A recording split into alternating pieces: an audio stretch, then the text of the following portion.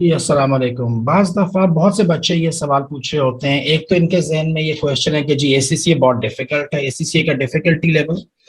और एक चीज और क्वेश्चन आता है कि एग्जाम्स का जो है वो सीक्वेंस क्या होना चाहिए, यानी हम किस ऑर्डर में पेपर लें, एसीसीए कितने टाइम में कंप्लीट हो जाता है, एक पेपर में कितना टाइम लगना चाहिए या कितना टाइम लग जाता है। तो छोटा सा वीडियो, मुख्तसर एक गाइडेंस आपको मैं दे दूं। चलिए एक्सेल पे जाके थोड़ा सा शेयर कर लूं आपके साथ।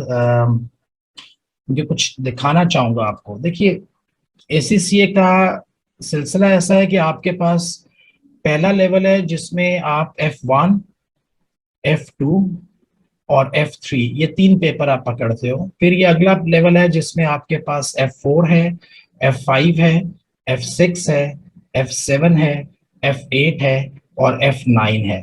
और उसके बाद जाहिर सी बात है कि आपके पास स्ट्रेटेजिक प्रोफेशनल का लेवल आ जाता है।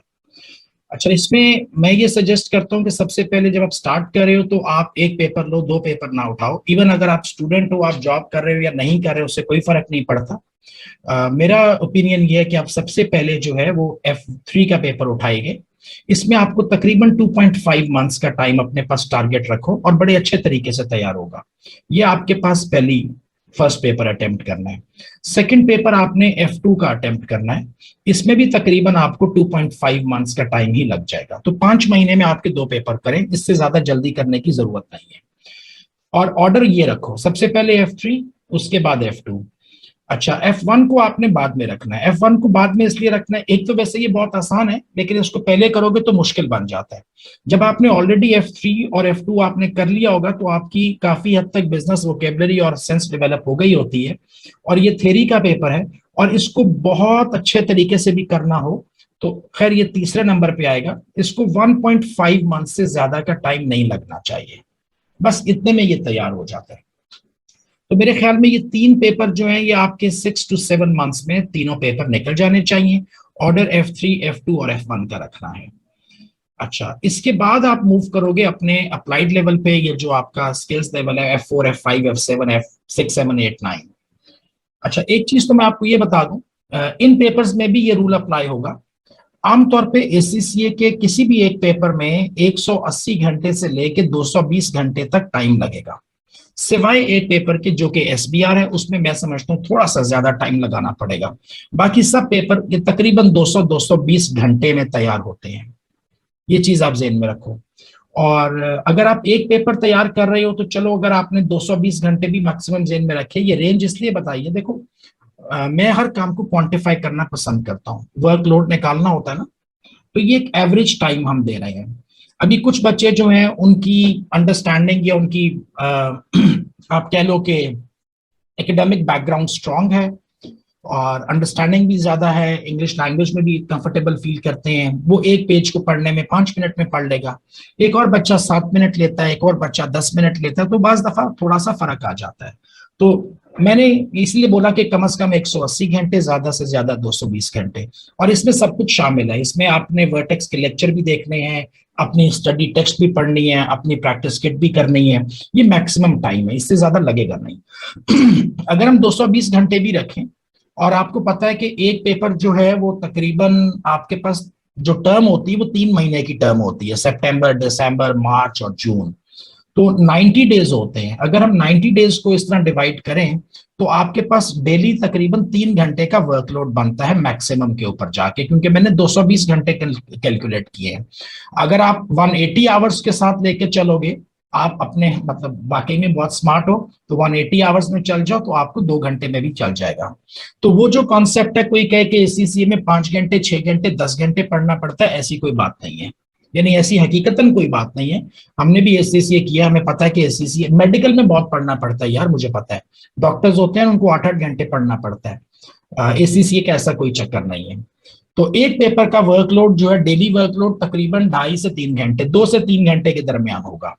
अब वो 2 घंटे आप कैसे देते हो ये आपकी मर्जी है। आपने किताब सामने रखी हुई है, आप फेसबुक के ऊपर मैसेजिंग कर रहे हो, व्हाट्सएप पे मैसेजिंग कर रहे हो, फिर वो 2 घंटे का हक तो आपने नहीं अदा किया ना। तो 2 घंटे में प्योर की बात कर रहा हूँ।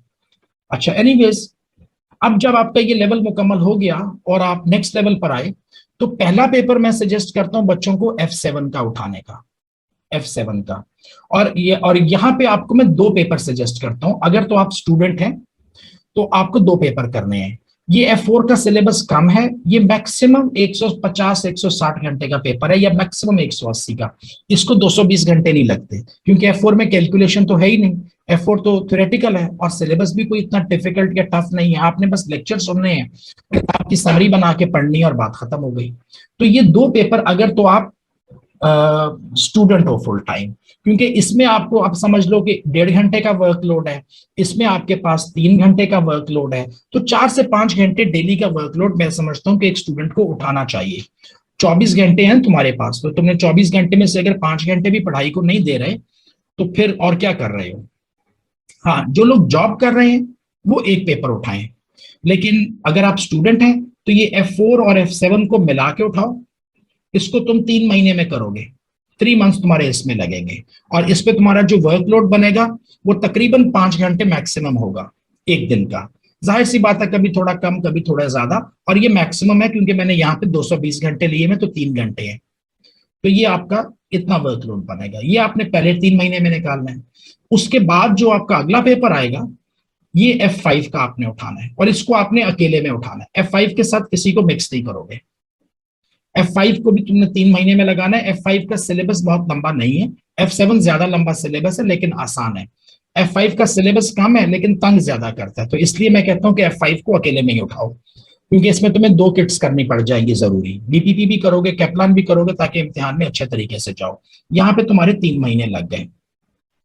उसके बाद जो आएगी बारी, वो आएगी मेरे हिसाब में, ये आपका अगला जो पेपर आता है। चलो एक और कोई रंग चूज कर लूं ताकि कलर सारे बन जाए। अगला जो उठाना है वो F6 का और F8 का इकट्ठे ही उठाना है, इन दोनों को मिला के उठाना है। ये दोनों निस्बतन आसान है, और इनका भी दोनों का वर्कलोड जो है वो मिला के 4 से 5 घंटे ही बनेगा। ये भी आपका 3 महीने में पूरा होता है। और मैं आपको ये चीज अपने तजुर्बे पे बता रहा हूँ, 16-17 साल से पढ़ा रहा हूँ, हजारों की तादाद में स्टूडेंट्स पढ़ाए हैं और हर मुल्क से पढ़ाए हैं, तो आई नो के इंटेलेक्ट लेवल और डिफिकल्टी लेवल, यानी एक वक्त होता था, मैं आपको सच्ची बात बताऊं, कि एसीसी के एग्जाम साल में 2 दफा होते थे, जून में और दिसंबर में। और सब बच्चे एक सेशन में जो 2 पेपर उठा रहा होता था ना, उसको हम कहते थे बहुत कम काम उठाया भाई। बच्चे 3 पेपर उठाया करते थे इकट्ठे, और ऐसे भी थे जो 4 भी उठा रहे थे। खैर एनीवेज, उस स्टोरी को छोड़ देते हैं, वो अब बात खत्म हो गई है। तो ये F6 और F8 को इकट्ठे उठाना है आपने, ये आपका थर्ड होना चाहिए। देखिए ऑर्डर बहुत इंपॉर्टेंट है। मैंने आपको बोला है सबसे पहले आपने F7 उठाना है। F7 ये आपका अपना स्किल्स लेवल पे पहली अटेम्प्ट है, F7 की और F4 की, इन दोनों को मिला के उठाओगे। सेकेंड अटेम्प्ट में तुमने सिर्फ F5 को उठाना है। थर्ड सेशन में तुमने F6 को और F8 को मिला के उठाना है। और उसके बाद आखिरी जो पेपर रह जाएगा तुम्हारे पास, वो तुम्हारा होगा ये वाला F9 का। इसको आखिर में उठाना है, इसमें भी तुम्हारे 3 महीने लगे। ये 1 साल में तुम यहां तक मुकम्मल करते हो, दिस इज 1 ईयर। तो अब कहने से मुराद है कि आपने एसीसीए की जर्नी स्टार्ट की है 6 to 7 मंथ इन 3 पेपर्स में, ये तीनों तैयार होते हैं। अगर कोई कहता है कि नहीं होते, तो यकीन मानो वो करना ही नहीं चाहता, वरना मैंने F3 के लिए 2.5 महीने रखे हैं, करने वाले बच्चे 1.5 महीने में भी निकाल रहे हैं, तो इससे भी जल्दी में भी निकल जाता है अगर पूरा दिन ही लगा दो। हम तो बहुत आहिस्ता आहिस्ता जा रहे हैं, दिन में 2-3 घंटे की बात कर रहा हूँ ना। मैंने ये F3 में भी जो आपको ये प्लान दिया ना 2.5 महीने का, ये एक दिन में 3 घंटे का नजर में रखा हुआ है। आप बोलते हो सर मैं एक दिन में 5 घंटे पढ़ूंगा, मैं पढ़ सकता हूँ, मेरे पास कैपेसिटी है, तो F3 1.5 महीने में भी निकल जाएगा और बड़ा अच्छा निकलेगा, इससे पहले भी निकल जाएगा। एनीवेज 6 से 7 महीने इधर है, 1 साल आपका इधर बनता है। इसके बाद फिर आप मूव करोगे अपने स्ट्रेटेजिक लेवल के ऊपर। अच्छा, स्ट्रेटेजिक लेवल का मैं ये बोलूं कि इसमें कुछ डिफरेंस ऑफ ओपिनियन आता है कि कौन कौन से पेपर करने चाहिए। मिसाल के तौर पे 2 तो आपके पास कंपल्शन है, SBR का और SBL का। फिर आपने एडवांस पेपर्स में उठाने हैं। मैं आमतौर पे AFM को और AAA को सजेस्ट करता हूँ। मैं ATX को सजेस्ट नहीं करता, बहुत कम लोग हैं जो कि टैक्सेशन में जाके काम करते हैं, और फिर ये है कि टैक्सेशन वैसे भी हर मुल्क में जाके फर्क हो रही होती है, तो ATX को मैं इतना ज्यादा प्रेफर नहीं करता। इसी तरीके से APM जो है एडवांस परफॉर्मेंस मैनेजमेंट, वो भी रियल लाइफ में इतना ज्यादा अप्लाई नहीं होता, उसकी डिमांड कम है निस्बतन AFM की और ट्रिपल ए की डिमांड ज्यादा है। तो लिहाजा मैं सजेस्ट करता हूं कि आपने ये दो तो करने ही करने हैं, एसबीआर और एसपीएल। और जो आपने ऑप्शनल उठाने हैं, जिसमें कि आपके पास एपीएम है, advance performance management, AF advance taxation है, एडवांस ऑडिट है, एडवांस फाइनेंशियल मैनेजमेंट है, तो मैं सजेस्ट करता हूं कि एटीएक्स को और एपीएम को छोड़ दो, एएफएम को और ट्रिपल ए को पकड़ो। ये दोनों पेपर जो हैं, ये आप कह लो कि रियल लाइफ में मार्केट में ज्यादा इनकी डिमांड है। अच्छा, अब इनमें पहले ये होता था कि आपको अपनी कंपल्सरी पेपर मुकम्मल करके, मैंडेटरी मुकम्मल करके ऑप्शनल पे जाते थे। अब तो वो सिलसिला ही नहीं है, तो जहां से मर्जी शुरू कर लो। तो अब मैंने F9 यहाँ पे इसलिए आखिर में रखा है, अगर आपने गौर किया हो कि मैंने यहाँ पे F9 रखा है आखिर में, क्योंकि F9 करने के बाद मैं डायरेक्टली बच्चे को AFM पर लेके जाता हूँ। यहाँ पे आपका स्ट्रेटेजिक लेवल पे आपकी जो पहली चॉइस है वो AFM होगी। इसमें भी एक मिस्ट्री है, एक मिथ है। कुछ लोगों का ये मानना है या कहना है कि जी एएफएम मुश्किल है। एएफएम बिल्कुल मुश्किल नहीं है। एएफएम उसके लिए मुश्किल है जिसने F9 अच्छा नहीं किया हुआ। जिसने F9 अच्छा निकाला हुआ 35-40% तो एएफएम उसका तैयार हो गया हुआ। एएफएम में है ही क्या, 6-7 तो इंपॉर्टेंट चैप्टर है, उसके बाद तो उसमें बाकी तो बहुत आसान चीजें हैं। जो टेक्निकल चैप्टर है वो 6-7 ही हैं, और उन 6-7 की भी तकरीबन सारों की बेस F9 से स्टार्ट हो रही है यार। उसमें आपके पास इंटरनेशनल इन्वेस्टमेंट अप्रेजल है, उसकी बेस भी F9 से आप लेके आते हो। आपके पास रिस्क मैनेजमेंट है, उसकी बेस भी आप, ठीक है एएफएम में बहुत डिफिकल्ट है रिस्क मैनेजमेंट, लेकिन बेस आप F9 से लेकर आ रहे हो। कॉस्ट ऑफ कैपिटल वहां से लेकर आ रहे हो, गियरिंग वगैरह वहां से लेके आ रहे हो। तो एएफएम, मेरी ओपिनियन हमेशा ये है कि F9 करने के बाद डायरेक्टली एएफएम करो, आसान रह जाएगा। एएफएम करने के बाद फिर तुम ये एसबीआर को पकड़ो, एसबीआर को पकड़ो, और उसके बाद एसबीआर के फौरन साथ तुमने एसपीएल एसबीएल करना है। आई एम सॉरी, ये ट्रिपल ए करना है।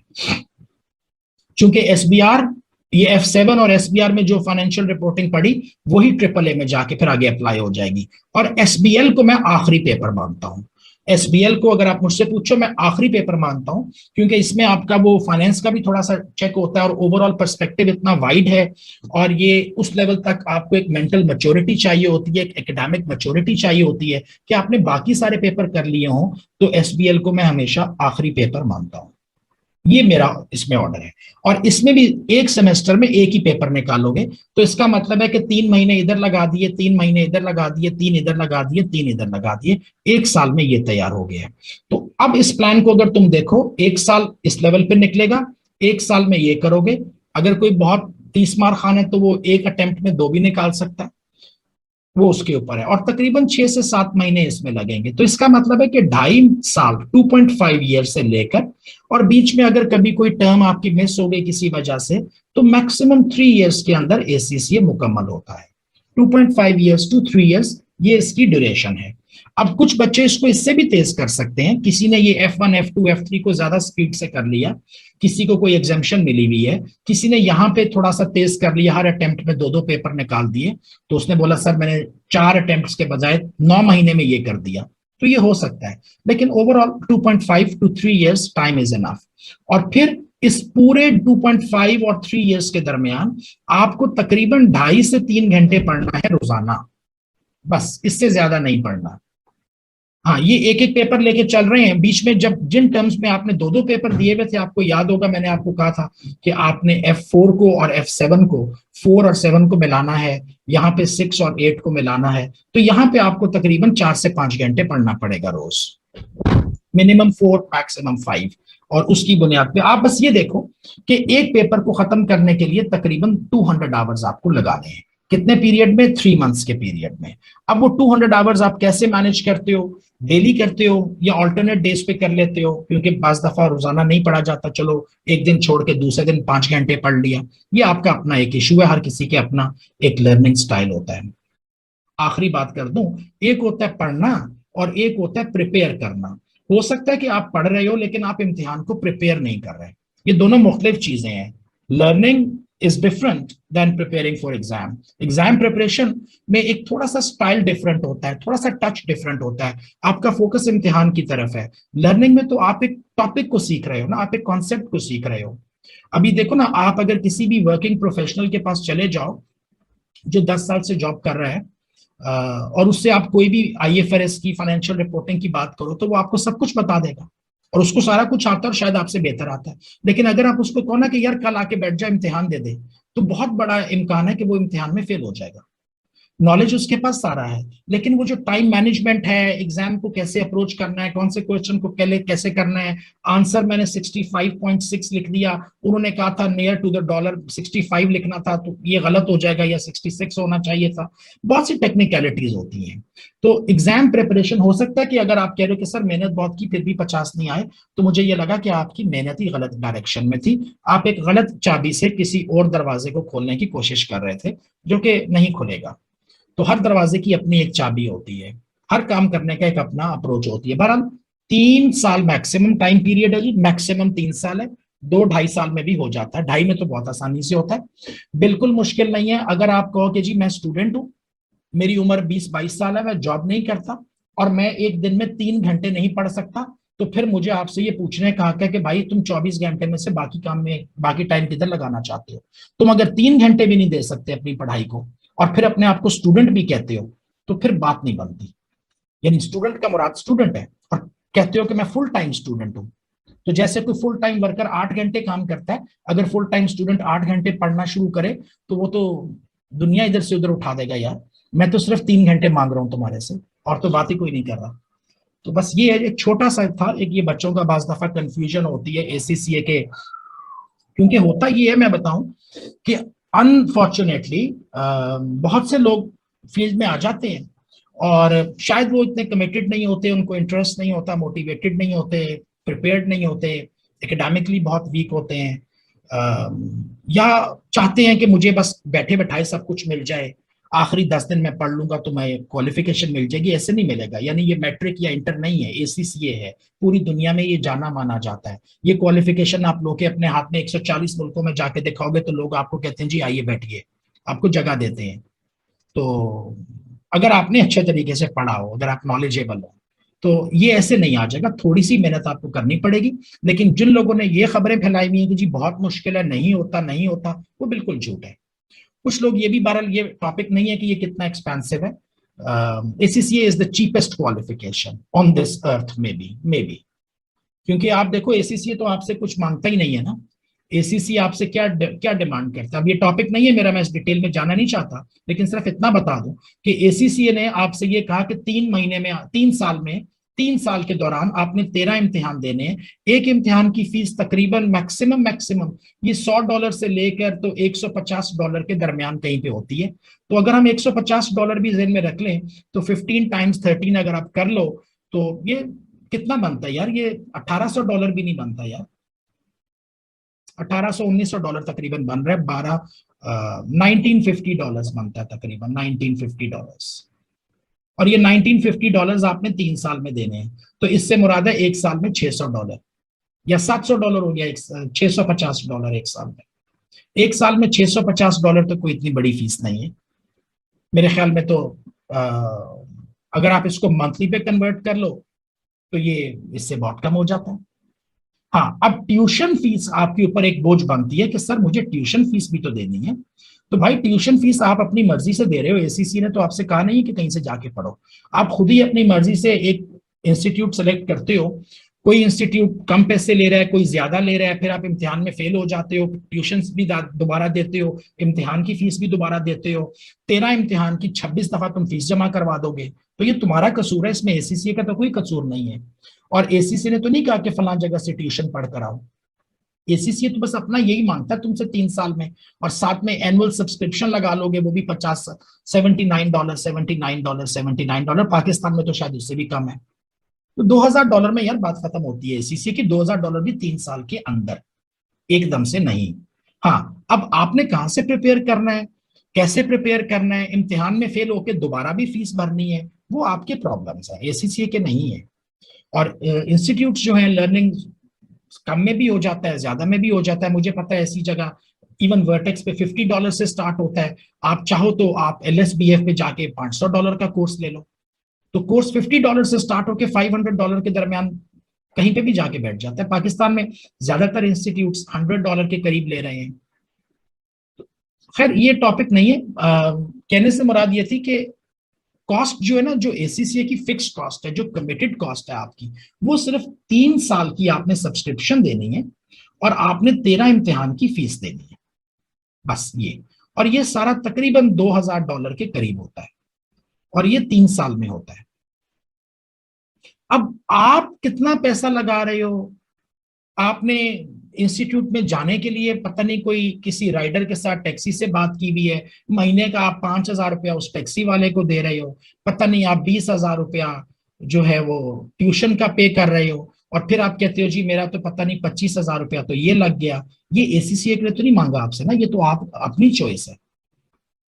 घर बैठ के तैयार कर लो यार, खुद से तैयार कर लो। एसीसीए तो नहीं ये पूछता कि कहां से तैयार किया है। तो anyways, ACCA is not difficult and ACCA is not expensive. ये बात आप जेहन में रख लें, ना तो ये मुश्किल है और ना ही ये बहुत महंगा है। It is quite cheap, in fact quite cheap. बाकी सब क्वालिफिकेशंस इससे महंगी हैं।